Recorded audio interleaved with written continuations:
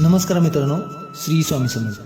तर मित्रांनो, आज आपण भेट देणार आहोत एका अत्यंत आणि पवित्र ऐतिहासिक ठिकाणी, म्हणजेच अक्कलकोटमधील चोळाप्पा मठ येथे। तर मित्रांनो, स्वामी समर्थ महाराजांनी 1856 ते 1878 पर्यंत अक्कलकोट येथे निवास केला होता आणि आत्मज्ञानाचा अमूल्य संदेश दिला होता।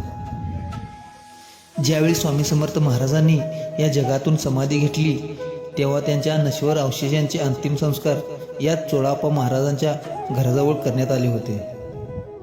म्हणूनच हे समाधी मठ म्हणून प्रसिद्ध आहे। तर मित्रांनो, चोळाप्पा मठ हे केवळ धार्मिक स्थळ नाही, तर हे श्रद्धा आणि आध्यात्मिक अनुभवाचे केंद्र आहे। आपण जर कधी अक्कलकोटमध्ये आलात तर येथे नक्कीच दर्शन घ्या आणि श्री स्वामी समर्थ महाराजांच्या दिव्य आशीर्वादाची अनुभूती घ्या।